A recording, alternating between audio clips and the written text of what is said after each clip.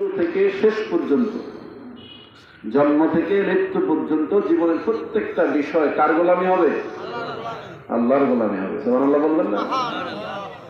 এজন্য রাসূলুল্লাহ সাল্লাল্লাহু আলাইহি সাল্লাম সারা জীবন নিজের সব কিছুকে বিসর্জন দিয়েছেন আল্লাহর জন্য। কার জন্য? আল্লাহর জন্য। দেশ ছাড়লেন, আত্মীয়তা ছাড়লেন, সম্পদ ছাড়লেন, সব কিছু ছেড়ে একদিকে দৌড়ালেন। সেটা কার জন্য? আল্লাহর জন্য। তো আজকে আমরা যারা এই মাহফিল পেলাম, এই মাহফিল কার উদ্দেশ্যে? তো আমরা কেন আমাদের বাড়িঘর ছাড়তে পারলাম না? কেন আমাদের কাজ ছাড়তে পারলাম না? কেন আজকে এই গরম কম্বল ছাড়তে পারলাম না?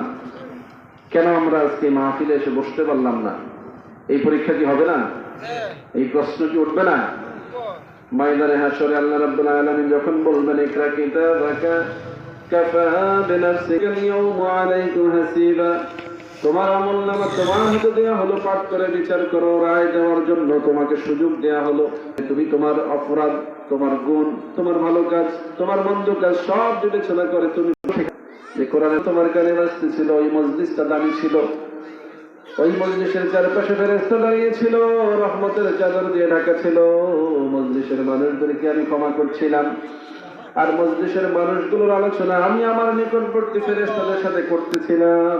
ওই সময় তুমি কোথায় ছিলে? প্রশ্ন হবে না?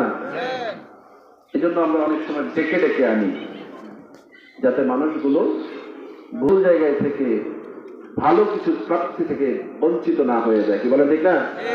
লোকেরা ভাবে মানুষ কমের জন্য ডাকে না, কি আসে যায় আপনি না আসলে?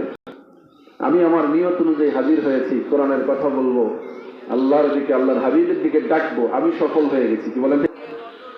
প্রত্যেক মুহাদ্দিসরা সকল হাদিসের বড় বড় কিতাবগুলোর শুরুতে যে হাদিসটা সংকলন করেছেন, হযরত ওমর ইবনে খাত্তাব থেকে বর্ণিত রাসূলুল্লাহ